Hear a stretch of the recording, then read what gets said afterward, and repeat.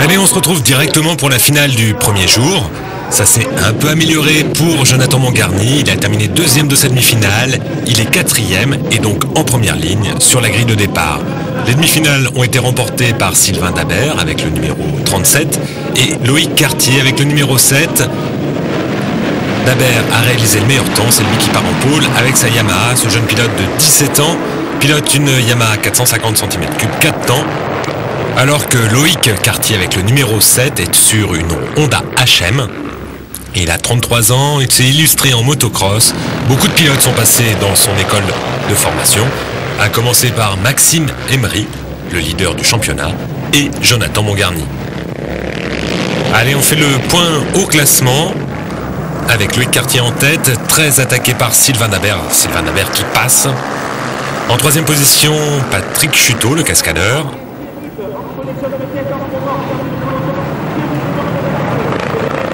Jonathan Mongarny est cinquième pour l'instant, à la lutte avec Chazette. Il a donc perdu une place au départ. Il a pas mal de problèmes pour s'adapter à la conduite d'une KTM. Il était habitué à la Honda HM, où il fallait beaucoup monter dans les tours. Au contraire, avec la KTM de cross, il faut passer les vitesses. Il faut qu'il s'habitue, il faut qu'il change de conduite, il faut qu'il trouve les réglages. On voit ici la moto glisse beaucoup, la moto de Jonathan Mongarny. Il n'arrive pas à suivre le rythme de Chazette, alors que c'est encore pire pour Maxime Emery, le leader du championnat, qui est sixième. On le voit, pour reconnaître Maxime Emery, c'est le dossard jaune. Il est même plutôt huitième, il a perdu encore 2 places, Maxime Emery. Il va faire une mauvaise opération au championnat. Après ces 2 victoires de Val Thorens, on s'attendait à mieux, mais c'est vrai qu'il a changé de moto pour ce rendez-vous. On en reparlera plus tard. Alors que devant, Sylvain Dabert est en tête. Que ce soit Dabert ou Cartier, ça sera de toute façon une première victoire, en supposant que Maxime Emery ne remonte pas et que Jonathan Mongarny reste cinquième. Position stable, belle performance de Chazette, le numéro 12 avec une Suzuki. Alors qu'il y a une belle lutte entre Patrick Chuteau et Jonathan Mongarny, tous les deux sur KTM. Il y a 2 saisons, Jonathan Mongarny roulait dans l'équipe de Patrick Chuteau, le team RGB avec une Honda HM. Maintenant les 2 pilotes sont sur la piste avec une KTM, donc ils ont changé de moto. Alors que devant, pas de souci, mais il y a toujours 2 pilotes, les 2 pilotes qui ont remporté la demi-finale, à savoir Sylvain Dabert et Loïc Cartier, qui dominent leur sujet.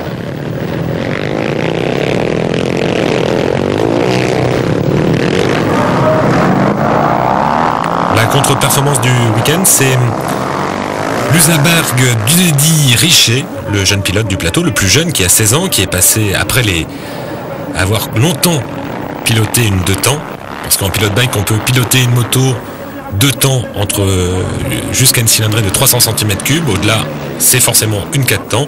Donc quand on est jeune, les 2 temps sont plus légères, c'est ce que faisait Udedi Richer. Là il est passé au 4 temps avec une Usaberg. Il est très rapide lors des essais et il connaît un peu moins de réussite pendant les manches, les demi-finales, les manches en peloton, où souvent il a des petits soucis, soit il chute, soit il se fait accrocher, il perd des places. On espère le revoir aux avant-postes bientôt. En tout cas, c'est l'avenir à 16 ans. On peut espérer beaucoup de choses. La preuve avec Sylvain Dabert, toujours avec le numéro 37 et toujours en tête. Lui, il a 17 ans. Donc tous les espoirs sont permis pour Udedi Richer. Il faut juste gagner en régularité. Une trajectoire un peu différente pour Dabert par rapport à Cartier, dans l'épingle qui commande la ligne droite de l'arrivée. Mais Sylvain Dabert toujours en tête devant Loïc Cartier.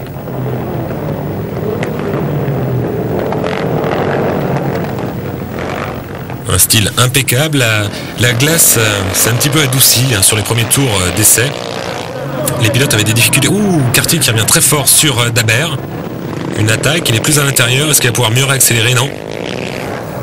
Non, Dabert reste en tête.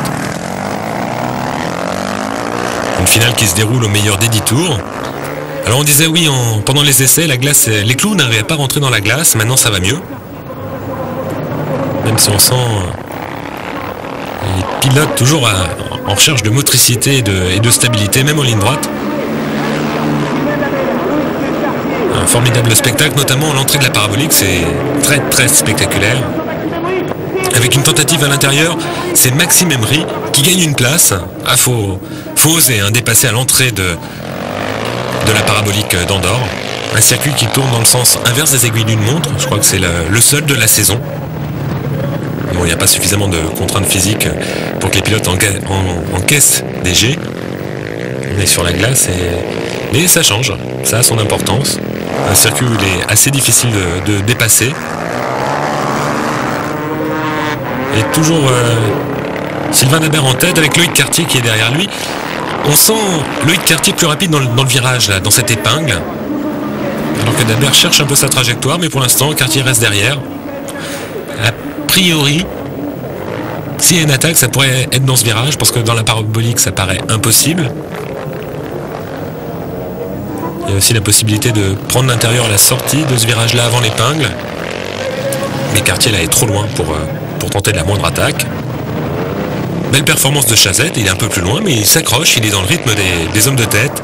Patrick Chuteau suit. Alors que on a vu Philippe Audin se reprendre un tour, il a chuté dans les premiers tours. Ah oui, on voit encore ce virage-là avec Cartier. Vraiment, les deux pilotes n'ont pas la même trajectoire. Ça sent le bloc-passe quand même, dans ce virage-là, entre Cartier et Dabert.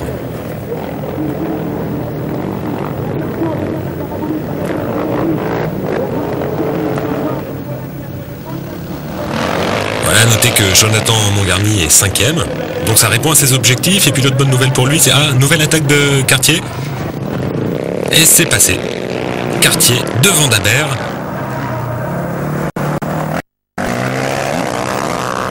C'était dans l'épingle, on aurait pensé que ça aurait pu être avant la ligne droite qui commande la ligne droite des stands. Avant le virage qui commande la ligne droite des stands, bien sûr. Et on est dans le dernier tour, c'était l'avant-dernier tour. Une belle attaque, on sent l'expérience, à 33 ans. C'est sûr qu'on a fait, surtout en motocross, on commence très tôt, on a pas mal d'expérience. D'autant plus que Loïc Cartier s'était fait faire le coup de se faire passer dans le dernier tour par Maxime Emery. Lui, c'est à lui de rendre l'appareil. Mais attention à Dabert, il est motivé. Peut-être qu'il a compris. Il peut pas refaire la même. Il glisse beaucoup plus, il a des problèmes de motricité. Dernier virage. Avant-dernier. Ah non, Dabert est trop loin pour pouvoir répliquer. Allez, c'est l'arrivée. Et victoire de Loïc Cartier devant Sylvain Dabert, Michael Chazette, Patrick Chuteau, Jonathan Mongarny 5e, devant Maxime Emery, le leader du championnat. A noter que Eddy Richer est seulement 9e alors qu'il a fait le 2e temps des essais chrono. Et une belle joie pour Loïc Cartier, c'est sa première victoire en pilote bike alors que c'est un pilote d'expérience. Il avait même pensé à arrêter. Et en fait, il est en train de réaliser sa meilleure année. Donc, ça ne peut que l'inciter à continuer. Et à noter aussi également la contre-performance de Noël Duvert, qui est bien placé au championnat, est seulement 8e. Alors que Olivier Girard est 7e avec une Usaberg 450.